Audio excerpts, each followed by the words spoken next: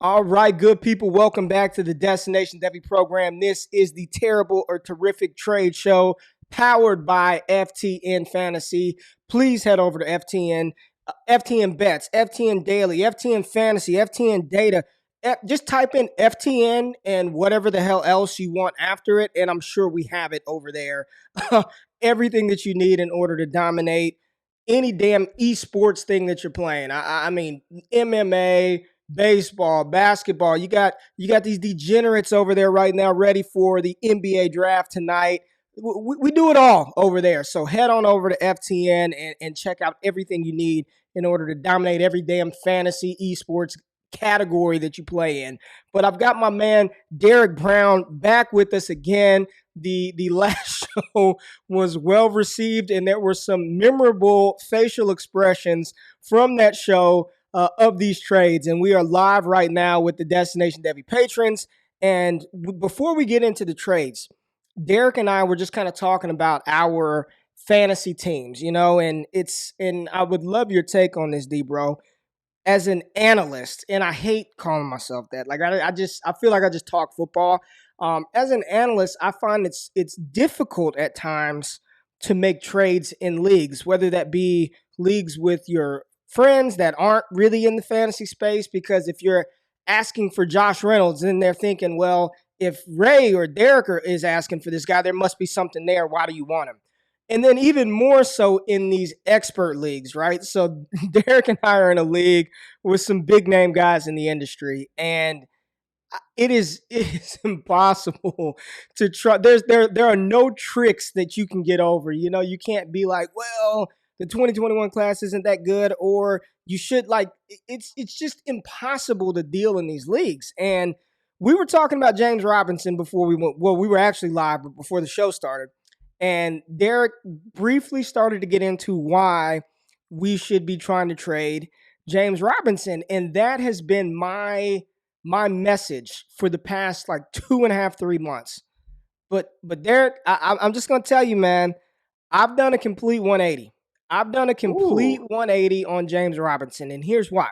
All right. The opportunity that he was given, right, regardless if it was because of Raquel Armstead's battles with COVID, Devon Ozigbo getting hurt, or whatever the case may be. They shipped off Fournette. They gave this kid the workload, and he's produced. He's produced with an inefficient passing offense around him. So while my message was to sell, like get out from under him, take a second. At this point, I think a 2021 first is still what the going rate should be. I do believe he's done enough to at least enter the 2021 NFL season as the starting running back. Now, I do believe they will bring in, I don't want to say competition, but another running back to complement and or spell him, because I just don't think they want to continue to give him that type of workload if they believe in him long term. The coaching staff is probably going to change. New quarterback elevates that team. Why are you still getting out on Robinson? Because I've done a complete 180 on that kid.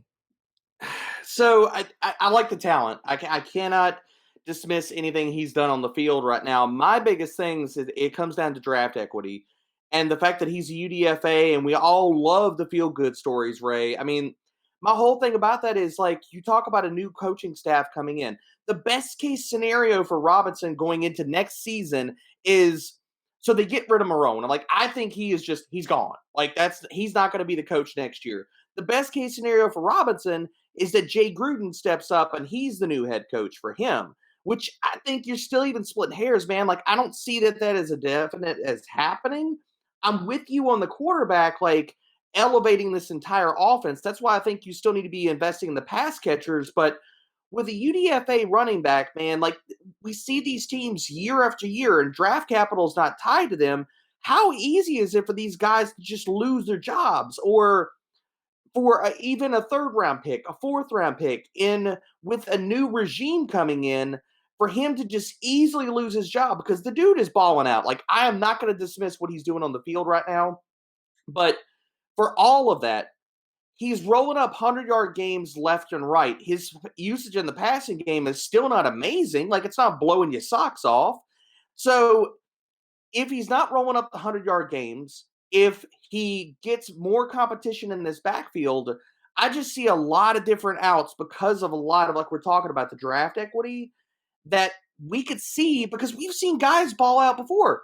Talk about Marlon Mack. The dude got like 1,000-yard seasons, and the Colts had no issues going out. And you can all talk about Jonathan Taylor's not panned out, okay? That didn't stop them from drafting a running back high and investing in the position. And NFL teams just don't care. We all talk about the replaceability of the running back position.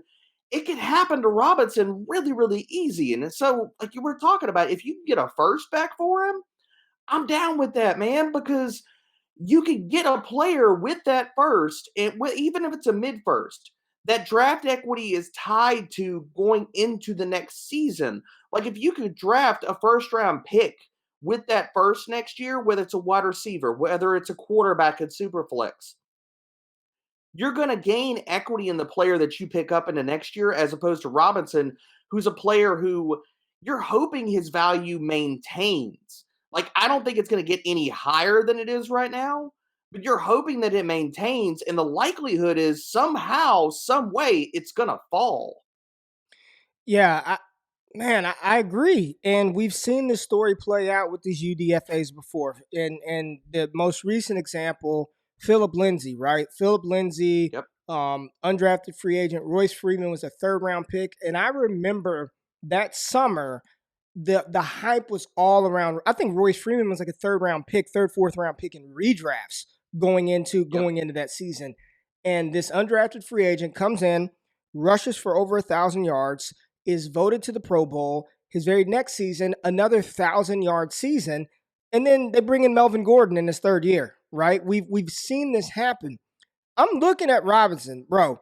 So he's almost got 700 rushing yards, averaging 4.4 yards a carry, 76 rushing yards a game, but 29 receptions, 228, 2 TDs, 917 total yards from scrimmage, seven touchdowns. I mean, that's pretty impressive, man, for this player. And I just think that Jacksonville, they're going to go quarterback round one. They've got Mm-hmm. the defense is atrocious, right? You know, what are they going to Yep. do? I'm just thinking of who they can actually bring in that would unseat Robinson for my take on and feeling on Robinson is of course this season. We got him this season. I Mm-hmm. think he's the guy next year. After 2021, I don't know what can happen there, but I really I believe in his talent, man. I did a couple of film breakdowns on him, and I know betting on the outlier is typically not good process. So if Mm-hmm. Robinson does hit, anybody who sells him, anybody who trades him for a first or a first plus, and Robinson is the starter for 2021 or 2022, I still don't think that was bad process. You know, Yep. it's not betting on the outlier. And those of us who are in the J Rob camp, that's the risk that we're running, right? We're betting on an outlier situation. Everybody wants to point to Arian Foster. Everyone wants to point to the but there are far more cases of these UDFAs that don't pan out. Zach Stacy. I saw somebody tweeting about Zach Stacy today. There are far more examples and cases of these guys not panning out than those that do. So I can't knock what you're saying because I was saying the same thing, man. But right now, if I had James Robinson and you offered me a 2021 first, I would think about that. Like 3 weeks Yep. ago, I'm auto smash. Like, give me that. 5 weeks ago, I would have took a second round pick.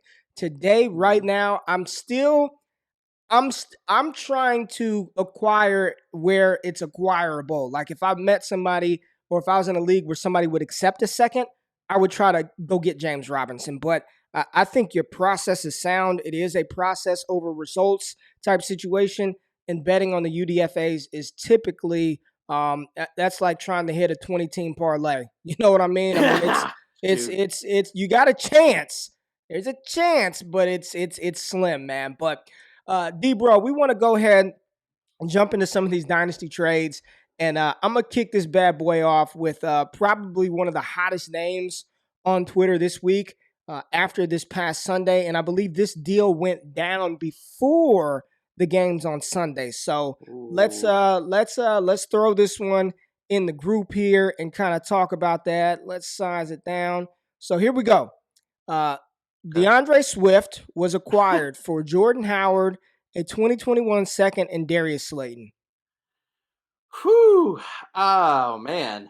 I mean, you're taking the Swift side easy, but that's really high on. And I'm all about Slayton. Like I think he's a true baller, but that's still even really high on Slayton. I mean, Jordan Howard is Jordan Howard, so He's that's. unemployed. I mean, Jordan Howard is unemployed. that's just younger Frank Gore. So is what it is. I mean, dude, that's really really high on Slayton. I mean, him in a second, even if that's an early second, I'm still taking the Swift side. Like it's not even that's still a slam dunk for me. I mean, where do you stand on it, Ray? Yeah, and I didn't even give you the league stuff, right? I just wanted you to Okay. see that, and then I wanted to give you what it is. So it's a 12-team super flex half point PPR. This individual is contending in the second round pick. Should be around the 3 or 4 range. He was getting Swift here. His other running backs are Austin Eckler, Jonathan Taylor, and Leonard Fournette. I'm taking the Swift side, to be honest with you. Yep. Even though that 2021 second is going to be, the 203, the 204, somewhere in that range. I mean, Yeah. Swift is better than the sum of all of those parts together. Agreed.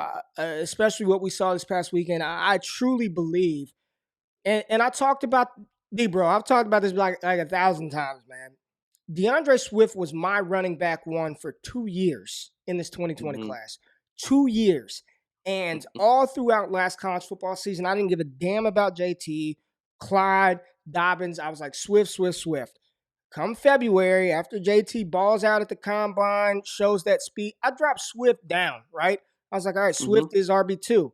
Then after the NFL draft and Clyde goes to Kansas City and JT goes to Indy, I dropped Swift down to like RB4. And never again, bro. Like I'm gonna trust the GQ process, and I'm riding with Swift. I'm riding with my process, and I watch enough of these guys to where I fucking know what I'm talking Hmm. about. So in this I mean, I deal, don't hate it. I'm not going to hate on you. I had him at RB4 and RB5, and I got hate about that just because of like I liked Swift, but I didn't love his game, and I know you were really high on him, but I compared him to like a Kenyon Drake type player. I liked his lateral agility. I wasn't huge on his ability to create for himself as far as his tackle breaking ability. Which I mean, he's balling out, dude, and his prowess in the receiving game is showing up. But I'm not gonna hate on you for having him at RB4. But yeah, yeah, dude, you got to delve into it and stick with your guns, man. No doubt. yeah. Yeah, and what are your thoughts on him now? After seeing him through 10 weeks, we saw snap usage go from like 40-something% to about the 70-something% range Mhm. this past Sunday. Where are you at with him amongst these rookie rushers? I mean, I love him because he's being given the opportunity finally. I always thought Swift, the thing about with Swift is, and the reason I was lower on him coming into the draft and not maybe a little bit of the landing spot was he needed an offensive line that I thought was going to be able to open up creases for him because the way his running style and how he is like not so much patience and stuff like that. His vision's good, but like I said, his tackle breaking ability, like if you put him behind a crap offensive line, I thought he was going to struggle a little bit. And so Detroit's blocking well. We see them committing to him. His pass game usage, I mean, that was never a question. You knew the guy could catch Yeah, passes, run routes, and explode in that area of the field. So, I mean, I like it, man. I mean, the fact that Detroit is finally stopped playing games, commit to this dude, like whether Patricia's going to be there or not, Swift balls out down the stretch, the job's gonna be his next year. Like Carry On and AP ain't gonna be there next year. If they are, they're not gonna be a damn factor. So you gotta love it, man. And especially after this week, yeah, just give the damn man the rock. yeah. Like let him play. Like that's all we need to see. So yeah, I love him. I think his stock is definitely going up. All right, baby. Let's go to a little redraft, right? I have no clue what to make of what I'm looking at right now. This is a 10 Oh God. team. It You know what? Honestly, it doesn't even matter the settings. Okay, doesn't matter. 10 team, 100 team, 5 team, two. Could Oh be a jeez. one-team league. One-team league. All right. Here we What you go. about to throw at Tell me me? tell me your thoughts on this. I just What are you don't get about it. to I what just you don't about I to throw at don't me? get it. I don't get it. What is that? Redraft. Huh? George Kittle for Logan Thomas and $50 Who the fab. hell even makes that? Like, Kittle's out for the rest of the season. What are you hoping, that he comes back for the last damn game of the season?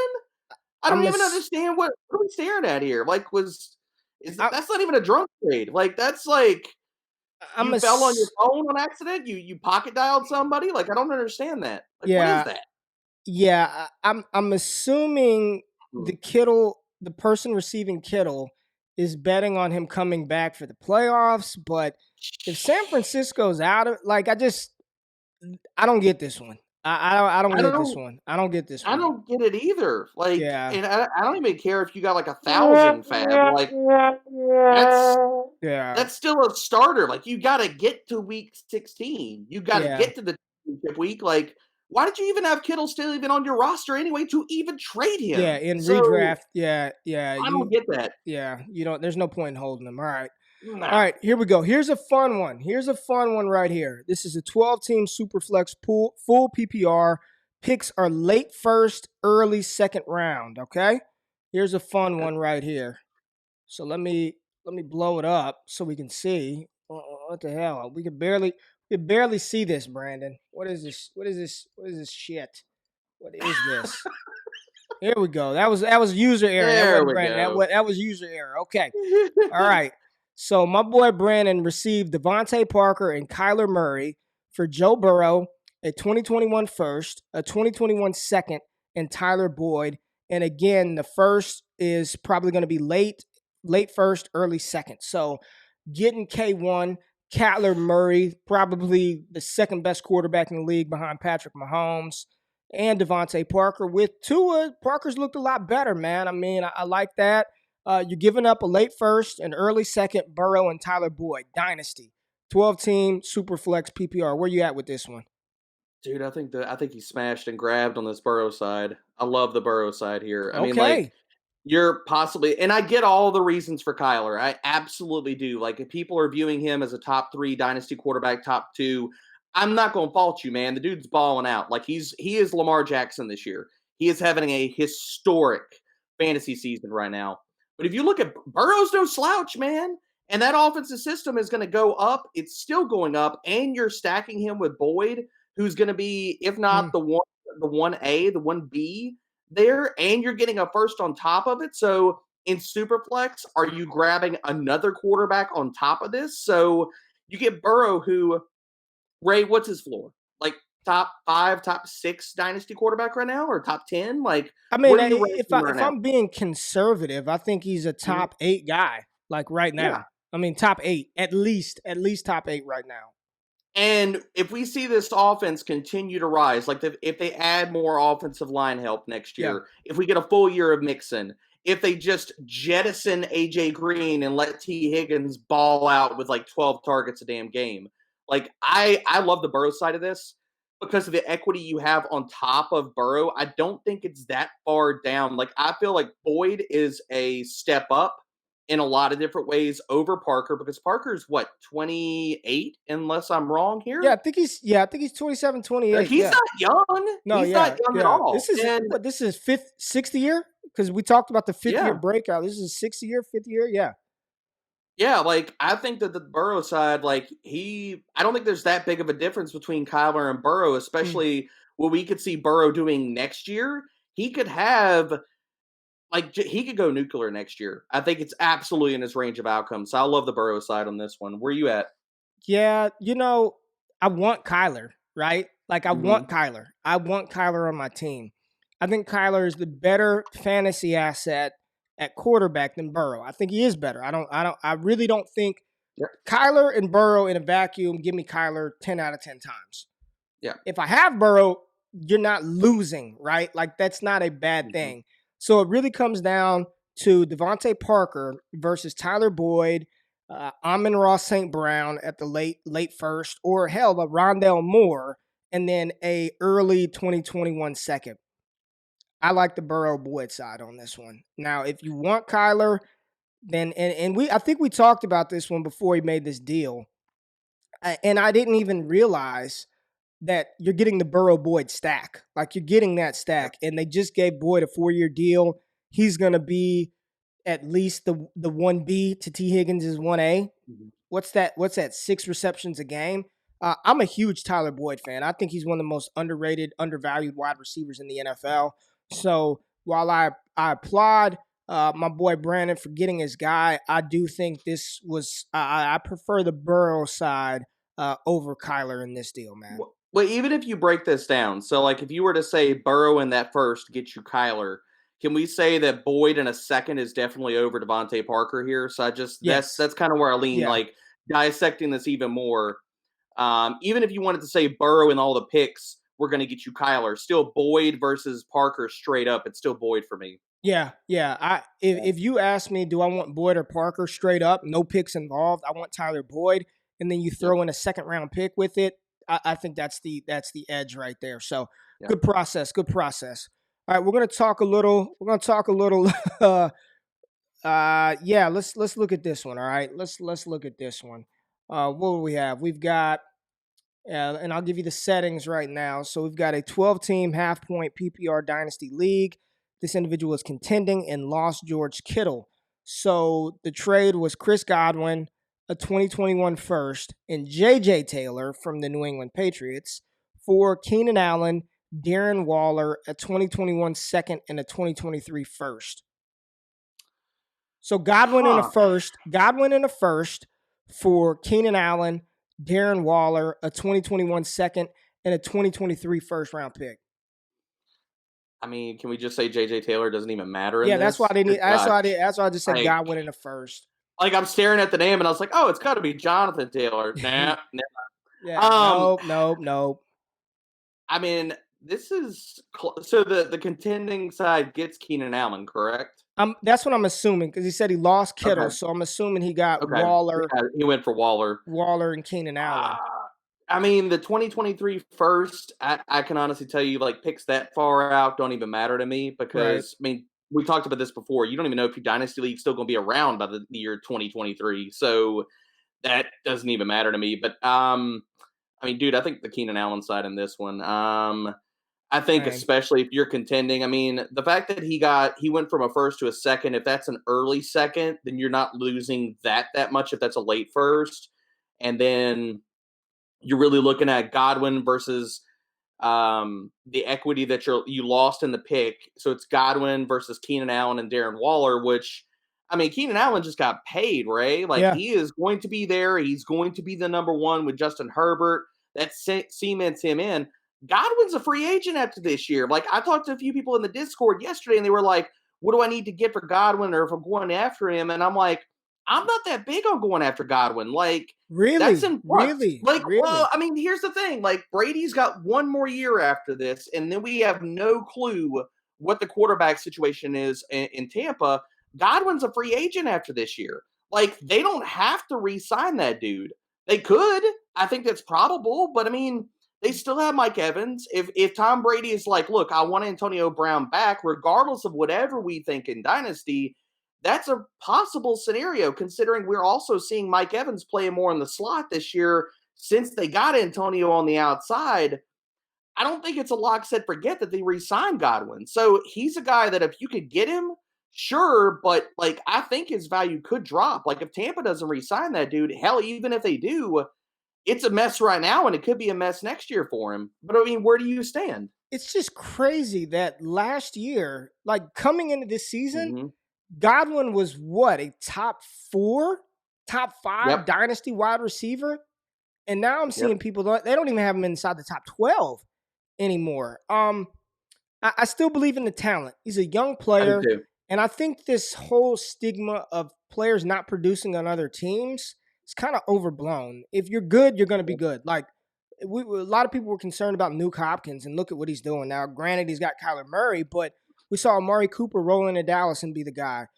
We've seen Brandon Cooks everywhere he goes. All he does, we don't like him in fantasy, but all he does is catch 1,000-yard seasons. Like I like the Keenan Allen, Darren Waller side for this trade. Give me Keenan Allen and Darren Waller. The sum of those two for me, especially if you're competing, you lost Kittle. A lot of people throw Mark Andrews out there as the dynasty tight end 3. I've got Darren Waller above Mark Andrews personally. I think I think his production is just as good, if not better. than Mhm. Andrews. Andrews, a lot of touchdowns. Uh, Lamar Jackson, what is he going to become as a passer in the future? I like Darren Waller more than I like Andrews in Dynasty. Keenan Allen's a stud and Justin Herbert's balling out, and I trust that situation a little bit more. And receivers age, man. I don't really get concerned about receivers until they're like 31, 32. Then Yeah. then I'm like, man, all right, now you're getting old. But um, Godwin, I think he's going to be good wherever he goes. Is he going to have the production that he had last season? You had YOLO Winston just throwing the ball up, man, and they were playing from Yeah. behind a lot. So a lot of that usage, I don't know how sustainable that was ever going to be. Still a fan of Godwin, but I like the Keenan Allen, Darren Waller side of this deal. All right, let's talk about. Here's a good one. We got a little CeeDee Lamb, little Denzel Mims, little Tyler Ooh. Lockett in this deal. 12-team Superflex tight end premium, 1.5 per reception for the tight end. This team is rebuilding, and the second rounder is late. See, the people who actually ask for specific instructions like 1, 2, 3, 4. This individual laid it out beautifully for me. Easy. Didn't have to read a lot. Just clean. Good job. We'll talk about this deal since you followed damn instructions. All right. Receive CeeDee Lamb, Denzel Mims, and a 2021 second, probably going to be late. Gives up Hayden Hurst, James Conner, and Tyler Lockett. This one is easy for me. Where are you at? Oh, this is a great trade. Like, I don't even care if you're rebuilding, if you're contending. This is fantastic. Yeah. You got CeeDee Lamb as a top 10 dynasty wide receiver for a dude going into a contract year, a running back going into a contract year, an overvalued tight end. Denzel Mims, I mean, Ray, I know we've both been out on Twitter and stuff like talking about, like, you need to go get this dude. Like, Mm-hmm. one of the most undervalued wide receivers in Dynasty right now. Like, that dude could walk in and be the alpha in New York. We're talking about if Lawrence lands there, hell, if Fields lands there, his talent is through the roof, dude. Crowder could be gone. Perriman's gone. Like, they get a new coach there that knows actually how to coach football and what an offense should look like. I think the CeeDee Lamb side just smashed in this one. Like, Yeah. this is not even a contest for me. Yeah. I don't think I would have traded CeeDee Lamb for Lockett, Connor, and Hurst, period. Like, if that No. was the offer, Lockett, Connor, and Hurst for CeeDee Lamb, I still would probably prefer the Lamb side. And then to get Denzel Mims and a second round pick back, Mims has looked good, really good, Yes. with Joe Flacco throwing him the ball. Insert Trevor Lawrence. Insert Justin Fields. Uh, he's the alpha. He's the alpha pass catcher on that team And he's next been season. playing on the outside the entire time. We talk about rookies and asking them to win on the outside. So let's add all this up to give a little more Mims love here, Ray. You have a rookie that dealt with hamstring issues, bad quarterback play, got tossed into the starting lineup playing full snaps in the middle of the freaking season, asked to win on the outside, and he's doing it. Yeah. What else do you want to see out of this dude? Like, if I could go get Mims, I have him in a lot of spots already. But if I could go get him, I think the talent and his value is going to rise precipitously. Like, people need to get in on him now. With you. I can't stress it enough. Go get Denzel Mims. He's good. He's good, Dude's a man. baller. He's a baller. He's a baller. And like you said, dealt with hamstring injuries like damn near the whole season. And they throw him out there and he's got over a 90% snap share. He's gonna be the guy next year. Like I'm really excited about Denzel Mims. This was a smash. Lamb Mims in a second. Yeah, they Smash crushed deal. this. That's the kind Smash of deal. deals that, like, just make your team, man. Yeah. All right, Love here it. we go. 12-team PPR. It's a one quarterback league, all right? The Yeah. first round pick, mid first round pick, and the 2022 is projected to be a mid pick. Don't know if we can really project 2022 picks right now, but Yeah. neither here nor there. This individual receives Justin Jefferson and gave up a 2021 first, a Ooh. 2022 first, a 2021 third, and Daryl Henderson. So two first round picks in back to back years and a third round pick this upcoming draft. Daryl Henderson in a one quarterback PPR league and received Justin Jefferson. I could make you a case for either side here. With that being a mid first, I, I'm still going to take the Jefferson side. I feel like it could be considered like buying high or overpaying for him, but I don't think that Henderson, I get he's playing well, and yes, I'm all about Cam Akers. Everybody knows that, and I'm not going to have any kind of bias here with that. Henderson's played well when he's gotten the opportunity, but the Rams are not settling on one dude. Yeah. Like no one guy is running away. So what the hell do we think is going to happen next year? So Henderson's a flyer at best, man. But like even if you're talking about, I'm with you. Like, you can't project 2022 picks. Like, not right now. Like, you have no clue what those teams are going to look like or how they're going to run for the next season, what kind of trades people are going to make. So, I'm not going to project that. Like, to me, I think you should just look at that as a late first. And then if you get any more than that, then sure, it's gravy. But for a rebuild squad, like, I get this type of trade and to make this. But I think people are going to view this as buying high on Justin Jefferson. Dude, what do we need to see out of Jefferson? For everybody that talked about this is a guy that can't win outside. He was all in the slot and all these narratives and bullshit you hear coming into the year. Like, he's slow. He's a product of the system. Like, come on. Like, how many people do you see anybody out there on Twitter taking their L's or taking their lumps as far as like they were fading Jefferson as a prospect? Like, he's done nothing but sit here and prove that he deserved that first round equity from the hilt. Like, the guy is winning outside. He is balling out down the field. Yep. He is producing in a low volume passing offense. And if anything happens to Thielen, his stock is going to rise even more. So I love Jefferson, man. Like, I think that he is a perfect player. Like, if you want to buy high on a player in Dynasty and they still increase their equity moving forward into the next season, Jefferson's a great candidate for that. Yeah, so what I like to do, my personal philosophy when I'm valuing these picks, right? Unless the team that I'm trading with is 0-10 and I know the pick is a top pick, in my mind, I just view it as late. Like, I just say it's going to be in the 10 to 12 range. And then if it's higher than that, then I'm happy. So when I'm looking at my rankings, patreon.com/all gas, let's go through 9 incoming rookies in a single quarterback league that could be available there. So we've got Najee Harris, Jamar Chase, Travis Etienne, Rondell Moore, Devonta Smith, Jalen Waddle, Rashad Bateman, and then we can go either Kyle Pitts, Terrace Marshall, Amon-Ra St. Brown, Javonte Williams.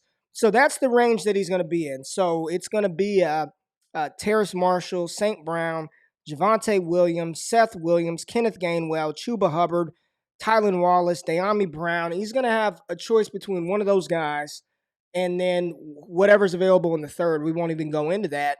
Darrell Henderson or Justin Jefferson. And I want the Jefferson side. Side. And I tweeted this last night. I said, we were so quick to anoint CeeDee Lamb as a top 5 dynasty wide receiver. Mm-hmm. CeeDee Lamb, T. Higgins, and Justin Jefferson are all within 4 receptions of one another on the season. I think it's like 40, 42 receptions, 44 receptions. And I get it. Dallas' situation has changed dramatically without Dak Prescott. Mm-hmm. Get it. But T. Higgins tethered to Joe Burrow. Higgins has been outstanding this season. Justin Jefferson, over 700 receiving yards on 4 less receptions or 4 more receptions than CeeDee Lamb. If we're talking about CeeDee Lamb being a top 5 dyno wide receiver, then Justin Jefferson and T. Higgins should be right there as top 10, at least in that consideration for top 10 dynasty wide receivers right now. And Jefferson, go back to the old GQ receipts. I tweeted it throughout the season. I said Justin Jefferson is the discount version of Jerry Jeudy. If you want this route running, yak monster type player, don't spend up for Jerry Jeudy. Wait and grab you some Justin Jefferson late. Fucking boom. Jackpot. Oh my good Lord, jackpot. Jackpot, baby. I mean, yes. he's that good. So even though it may look like an overpay, in my mind, when I see those 4 assets, a lot of that is noise. A lot of that is just fade the noise, right? Literally fade the noise. Like I'm fading the noise. Give me Justin Jefferson in that deal. Love that. Love it. Love it. All right, let's talk about who we have right here. This one is let's pull up another CeeDee Lamb deal. And this one, I'm just gonna say, I don't know who the hell still plays in leagues with defenses, but that's kind of what we're working with right here. Ooh, So we'll drop this on the screen, and we'll fade the defenses here. But CeeDee Lamb for Deontay Johnson, DJ Dallas, and a 2021 third round pick.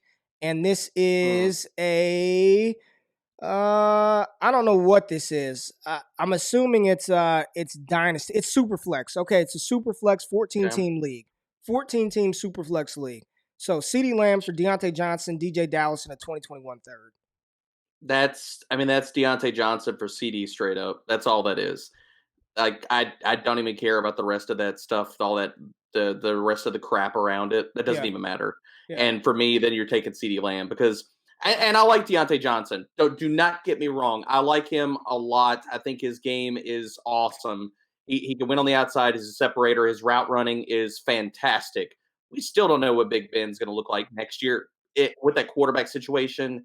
I know Big Ben's healthy right now, but you can't lock set forget that guy for 16 games. Like you just can't do that, man. And Pittsburgh can't seem to address the quarterback situation outside of hoping that Big Ben just like never dies or falls off a cliff. So yeah, man, give me Lamb. And like that trade is a lot of crap just put around Deontay Johnson. But that comes down to like Lamb versus Deontay Johnson straight up. And if that's the case, it's CeeDee Lamb. Got you. We don't need. I think it's this. People need to really, and I keep saying fade the noise, but like what you just said is perfect. That's a lot of crap around Deontay. It makes you do that to make it look more attractive. It's puffing it up, man. Yeah, you're puffing it up when really it's CeeDee Lamb for Deontay Johnson. Period. Like, and I'm sorry if I'm talking about your league with defenses. I don't give a shit what the scoring is. I don't care. Like. I'm in a league that has a dynasty. Like you just don't do that, man. Yeah, that's silly. Like that's defenses in dynasty is wild. That's wild. That's wild shit. No. Are you ready for a big one, man? And we're gonna. I'm not a big IDPer, all right, but there's some good pieces in here. So we'll focus on the offensive players, and we'll leave the defensive players out of there. But I mean, we know football. So. This deal, Jarvis Landry, Darius Leonard, linebacker from the Colts, Henry Ruggs, Patrick Queen, linebacker from the Ravens, and Jonathan Taylor. And he received that side, sends off Calvin Ridley, Devin Bush, Dre Greenlaw, T. Higgins, a 2021 second and a 2021 first. And the picks, the first will be late, the second will be 201. Still has 3 seconds left. So still 3 second-round picks. Sends away a late first and an early second in order to get Landry, Ruggs, Jonathan Taylor, and 2 stud linebackers on the defensive side. Where are you at on this deal? Man, and I'm not a huge IDP guy, but I mean, everybody knows Darius Leonard. Patrick Queen has been playing amazingly, but Bush is no slouch on the other side. Like I feel like the IDP stuff is possibly a wash, and if I'm wrong, and like anybody in IDP don't hold it to us. Roast me, come at me. It's all good, man. I'm not a huge IDP guy, so if you want to hate on me for that, that's fine. I don't care. But the rest of this trade, man, like Ridley and Higgins on the other side, you're getting Landry, who's a guy who's definitively on the downside of his career. Like even if you're hoping he has like equitable value, he's probably worth like a late second right now in most dynasty leagues. Maybe Ruggs, maybe I'm being generous there. I don't want to hate on this trade too much, but I agree with you. I think you're probably holding Landry. Like he's probably a guy at this point who's going to die on your roster. Like you ain't going to get anything offered or in a trade that you're going to be happy with. So, I mean, look. Man, like we just don't know what we're going to get out of Ruggs. Like there was problems like looking at his prospect profile. There's problems with his usage. There's problems. I mean, there was problems coming into the draft. He got first round pick. And first wide receiver. This year. First wide receiver. Oh, that's a John Gruden move if I ever seen one, man. Like that's just Raiders all written on it, man. Like that's old school Raiders. Like, oh shit, he can run fast. We got to get that dude. Definitely. Yeah. But come on, man. Like I'm all on the Calvin Ridley side. You know I'm a huge Ridley stan. if Julio takes another step back, he's the alpha. He's the number one, possibly walking into next year, regardless of whatever you think about Julio or Matt Ryan. He's going to be on an offense that's going to throw a ton. T. Higgins, we've talked about, is possibly the 1A right now. Like, not even walking into next season, but right now. We've seen with this, he's got like 7 or more targets in like every single freaking game over the last few weeks. Yeah, man, it's Plus, nuts. you're getting the first and the second on top of that. Yeah. Unless like I'm missing a ton of shit in this trade with the IDP stuff, and they're like, I mean, these are like top 5 IDP assets, top 15. Like, unless I'm just missing the damn boat on that, it's the Calvin Ridley side, and I think that they got a haul for this. Like, I'm not seeing. What are you seeing on the other side? Like, I get that Jonathan Taylor's in that, but that's like, to me, Ray, like, this feels like you're trading and getting Jonathan Taylor at like former peak value, not what his value is right now. Like, this doesn't feel like to me that you're getting Jonathan Taylor at any type of discount or what his value is currently in the dynasties market. Like, am I wrong there? But this doesn't feel right. So the only thing that I'll say, and Alex in the chat said Ridley side for him. I lean the Ridley side as well. I do believe Devin Bush. I think Devin Bush is out for the season. I know he was injured a while ago, right? And he wasn't producing like he needed to, because I just talked to some IDP. I'm trying to get more into IDP. Played defense in college. I should be in IDP leagues, but I know Darius Leonard and Patrick Queen are like stud linebackers, right? So, they are. Yep. But Henry Ruggs, I'm not even gonna victory lap that one because it's still early. I just didn't. He was the 4th or 5th best receiver on that team for the past 2 years. I just don't see it happening for him being. I know this is cliche. He's a better football asset than fantasy asset. And if I am gonna have him in fantasy, I'm gonna have him in best ball. I'm not rolling him out there in a traditional dynasty league. So would I right now trade Calvin Ridley for JT straight up? No, I want Ridley. Would I trade T. Higgins for JT straight up? Probably not. So right there, yeah, unless we are completely missing the value of Darius Leonard and Patrick Queen in this kind of scoring format, I think I'd be smashing the Ridley, Higgins 2021 late and early 2021 second side. Like, that's the side. And Brandon in the chat said Ridley side, and I don't think it's close. So I mean, like, we didn't even talk about the picks, like adding on top of all of this. Like, we really just hammered on the players. Even if you take the picks out of this, for me, the players on the Ridley side, I'm still leaning that. And then you put the picks on top of it. I feel like that's just one of those, like, throw in the gif here where the raccoon takes all the stuff and runs away, man. Like, they're stealing. Dude, I was watching this video today on YouTube where this old man was feeding like hella raccoons on his front porch. Dude, he's feeding them hot dogs, fucking cookies, all kind. Like, I'm not joking, man. It was on my. YouTube leads you down a rabbit hole. Man. No. Like, I'm on here looking for UNC game tape, and there's this thing with these raccoons and this guy, and I'm like watching this thing, man. It's like 30 raccoons out, like all over him, bro, and he's just handing them hot dogs, cookies, and I'm like, yeah, man, I don't know where the hell I got sidetracked, but YouTube. I can't get on YouTube if I'm trying to be productive, because then I'll start like looking at blooper reels of people falling on their face or some shit like that. Like, it'll send me all kinds of rabbit holes, man. I just can't do it. YouTube is wild, man. So here we go. This is a 14-team Superflex PPR. Tight ends get 2 points per reception, right? So this, and let me just say this. My philosophy in tight end premium leagues, for me personally, 1.5 really doesn't move the needle that much for me unless you've got Kelsey, Kittle, unless you've got one of those guys. It doesn't really move the needle. 2 points per reception, that moves the needle for me in tight end premium leagues. So right here, they gave up Kahale Waring, T. Higgins, and a 2022 second for Evan Ingram and Jalen Reagor. I mean, is this what side are you on? What side are you on?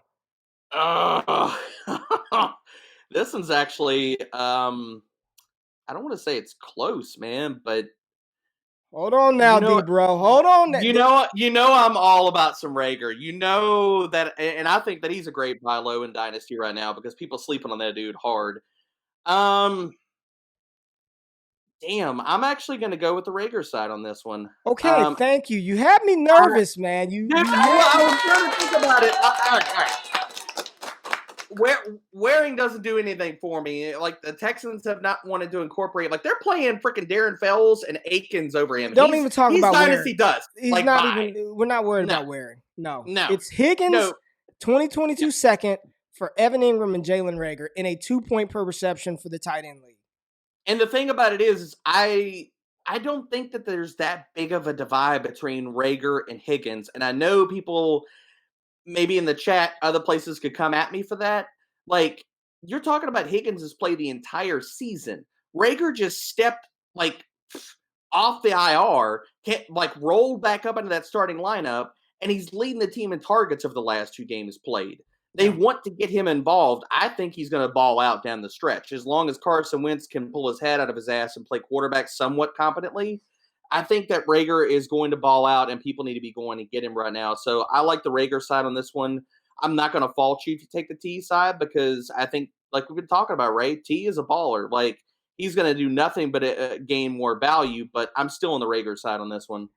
And we're not even talking about Evan Ingram. I know a lot of people don't like Evan Ingram because of the injuries, but when he's on the field, he's actually been all right this year, right? The consistency, I think, is the problem because the Giants' offense isn't consistent at all. Daniel Jones looks his best when he's running the ball and not throwing the ball, which is a problem. But Evan Ingram, even if he's moved to another team, if he signs somewhere else, or I still believe in the talent of Evan Ingram. So for that potential with 2 points per reception and Jalen Rager and D-Bro, I talked to Reg the other day and I was like, bro, you got to, hey, come on, baby, stop playing with him. Stop playing. And when we get offline, I'll show you the messages. But I was like, stop playing with these boys. And he was just like, man, I got you, big bro. I got you. I just need to get the damn ball. Like that's that. And I wanted to prod a little bit and be like, y'all making a switch, but I didn't want to push it. I just left it alone. I know he ain't going to talk about his teammates.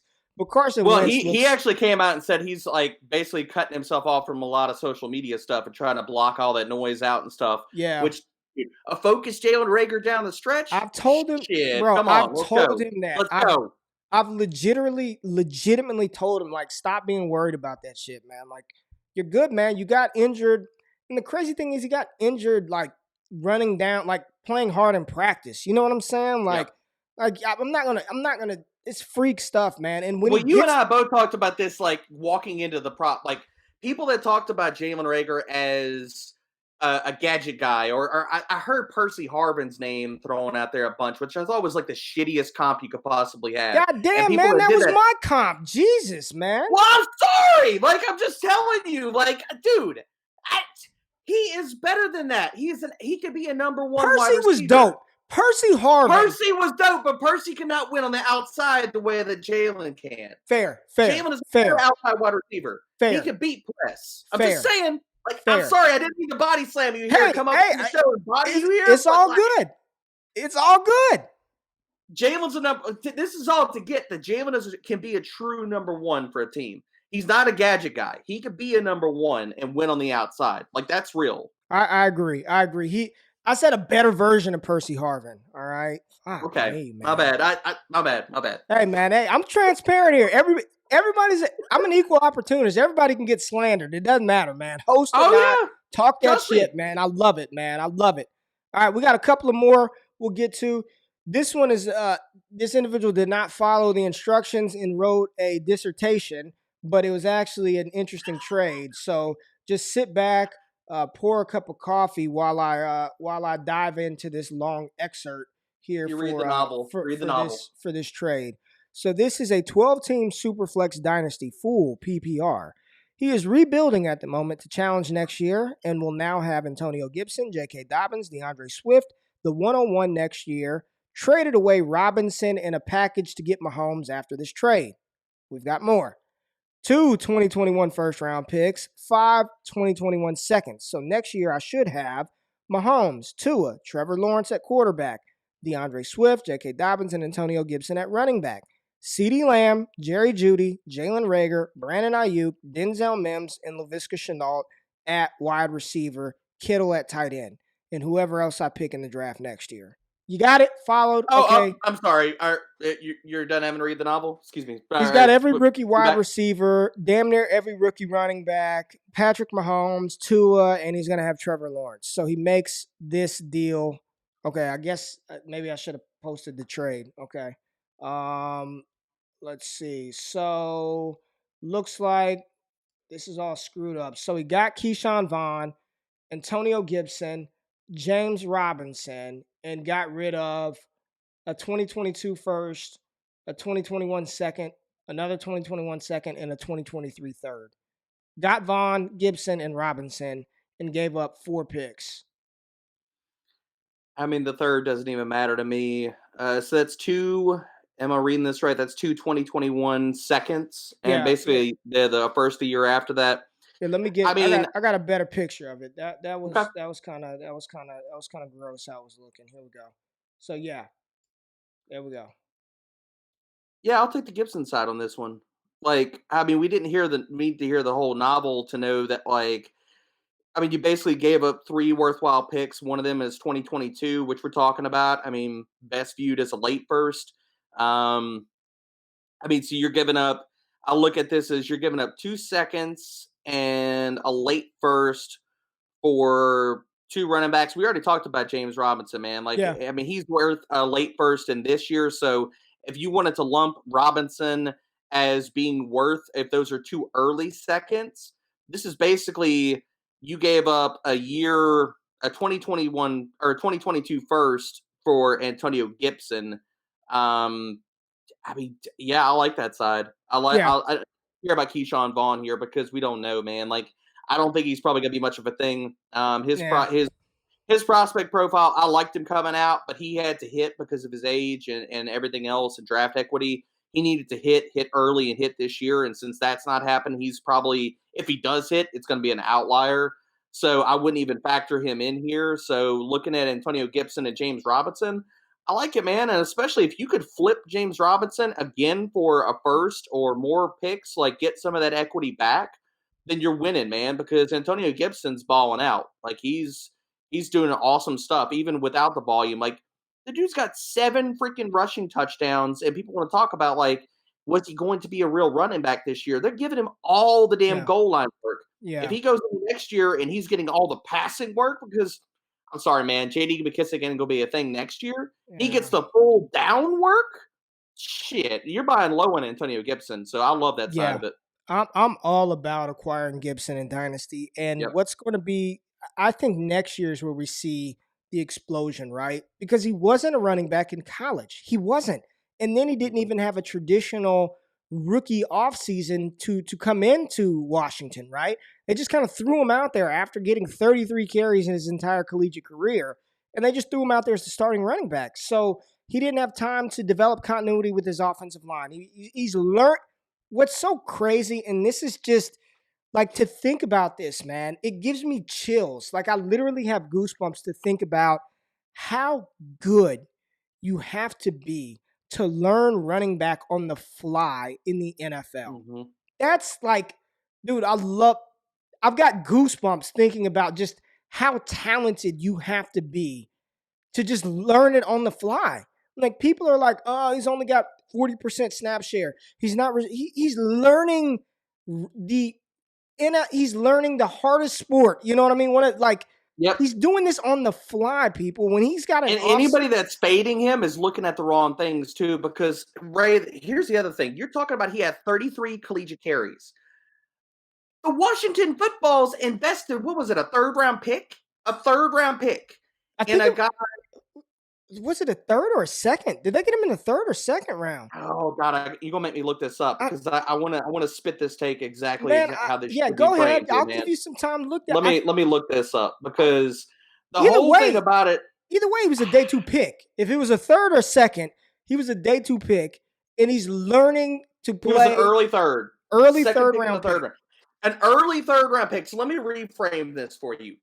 A 33 collegiate carry guy did not play the running back position. Was basically they were picking this guy off of talent, his profile, and his skill set, which is going to be raw. They paid a 3rd-round pick, which might not sound like a lot. We're talking about guys that have played running back position their entire damn lives, like in James Robinson, that went as UDFAs. They paid a 3rd-round pick for this dude who didn't even have 40 collegiate carries. I've got to tell you something about what this organization thought about Gibson coming into this year. Like, people are like, oh, but his profile, oh, and this, like, we're talking about reading the tea leaves, and you're looking at that from a dynasty lens on how high a team is, because teams talking some bullshit. Like, we hear coach speaking all kinds of stuff. But the times that we get actual, like, usable knowledge into what teams think about players is 2 times. Free agency and the dollars and the contracts and the guaranteed money they dole out for dudes, and the draft. Talk to him, D-Bro. 3rd-round pick on a dude that didn't even play running back to come in and be their running back. Talk to him, And D-Bro. then they cut out dudes. They cut out Darius Guys when he cut himself out. And they didn't add anybody else, and they're giving him the work. How are you not going out and getting this dude in Dynasty? Like, Talk that's to what him. needs to be told to me. Like, how are you not getting Gibson and wanting to try to get him everywhere? Because you're talking about Ray, he's going to explode next year. They add it because Ron doesn't give a shit. He doesn't give a crap about what anybody gives him, like tells him in the media. He don't give a damn if you go and talk to him about benching Dwayne Haskins. He doesn't give a shit if you go talk to him about not having skill players and adding a defensive lineman who is absolutely crushing the NFL right now. He's going to add in the trenches. So you're talking about Gibson. They get a quarterback next year. They get help on the offensive line. They invest in the trenches. They got skill players, or they can add other guys wisely in the draft. They're running at a high pace. This is a guy, we're looking at his floor right now, Ray. This is his floor. Talk that talk, baby. I mean, I don't get it, man. I am all about acquiring Antonio Gibson. And again, this dude, Damn right. he's learning the running back position on the fly. So, honestly, Gibson and Robinson and I don't even care that the 2022 is the first. I don't care. Give me those 2 over the sum of what we think. You're hoping you get a James Robinson and Antonio Gibson with those 2nd and 3rd round picks, man. I just think one more time, baby. You hit it. Nail on the head, man. Nail on the head. All right. Last deal we're going to talk about here. We got another CeeDee Lamb deal, but this involves a couple of players that I love. And I'll see what side you're on this trade right here. Can we talk about this while we're pulling this up? Why the hell are people so fast about trading CeeDee Lamb away? We've had so many CeeDee Lamb deals on this show. Like, do people hate this dude? Like, I don't get it. Like, why are you trading him away? Like, what you doing, man? I don't know. I don't know. But my boy, I feel like I need to go in my leagues and send out some CeeDee Lamb offers right now. Like all these trades I'm seeing, man. So this is so he accepted it. It doesn't show it here, but this is a rebuilding team.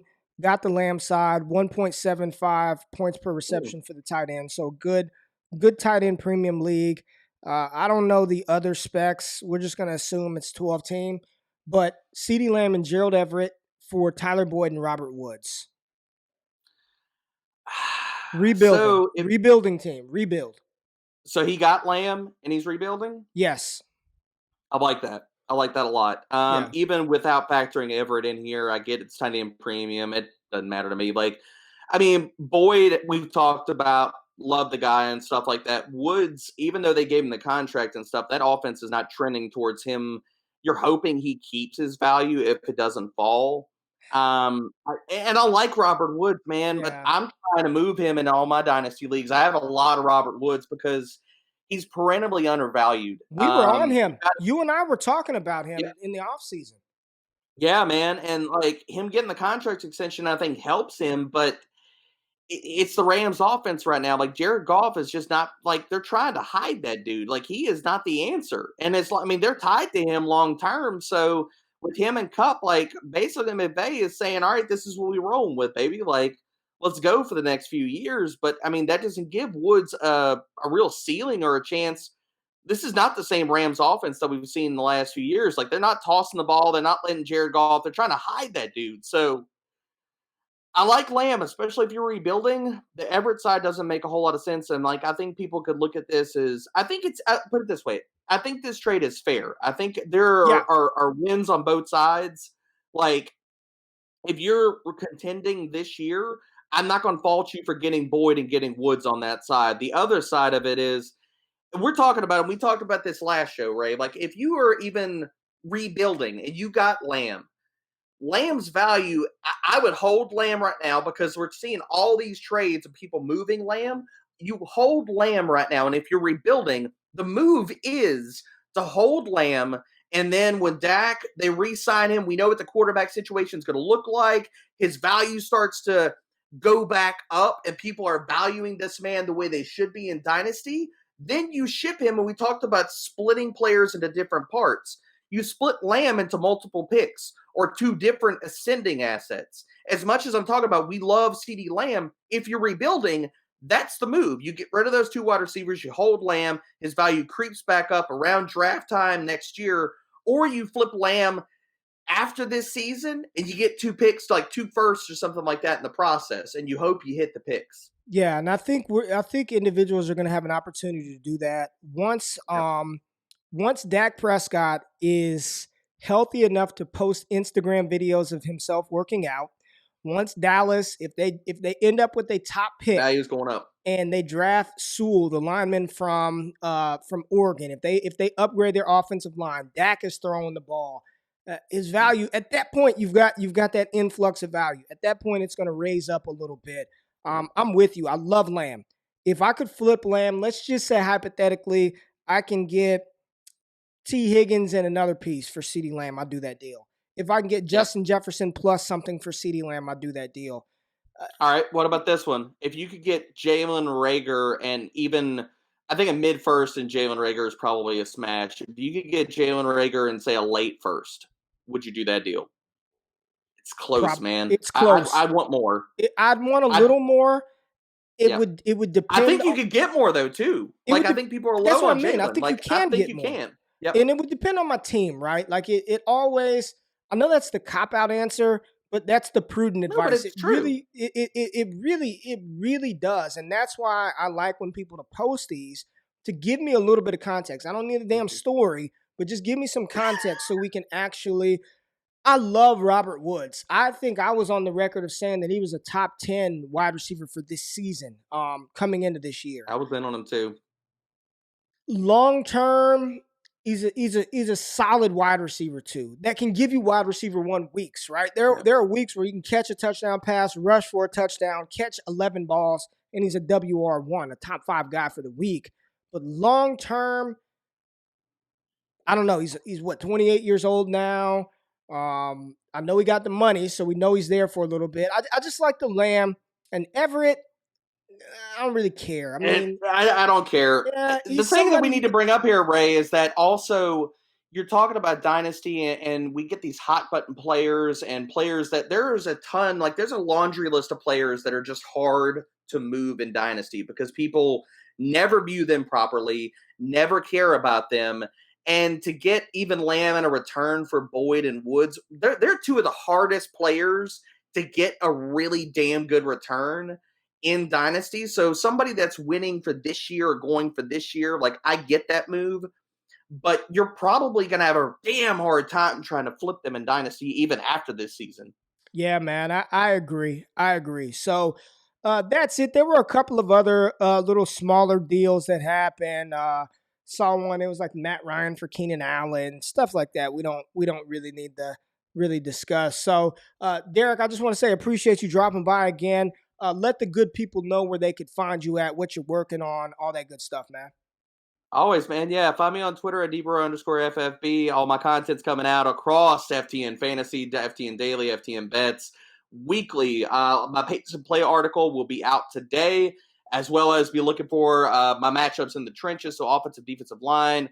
I have another article for Splits Tool coming out, and my 10 stats to know for every single week. If you want to get inside of this brain, look into what I'm looking at for this week, whether it's DFS, whether it's season-long, plays, edges, with all kinds of different things from personnel to play calling. Look at my 10 stats article coming out on FTNDaily.com, FTN Fantasy, and FTNBets.com weekly. Thanks, Ray. This was a blast, dude. We crushed this. Appreciate it, man. Thank you. Make sure you head over to FTN, like D-Bro said. Like, there's so much content over there, you guys. Like, literally, and I'm not just saying this to say it, golf, tennis, MMA, football, EuroLeague, basketball, like all kinds of like stuff. everything. It is incredible. Great team of people over there doing fantastic things. Derek, thank you for coming on the show. Appreciate you dropping by. And that is it. We are done. If you want to submit, I'm getting a lot of YouTube comments. How do you submit questions to be featured on here? You got to come subscribe. Be a member of the squad, baby. Patreon.com/allcast. Support your boy GQ. We appreciate you. Hopefully we'll have some other members of the FTN team joining us for these shows. Because I don't want to take Derek away from his other contributions that he has to give to the fantasy community, because if he continues to come on here, his ass is going to be a regular. Like, he's not going to have a choice. We're just going to have to do this constantly. So appreciate y'all dropping by. D-Bro, thank you for joining us, man. And we'll holler at y'all later, man. Peace.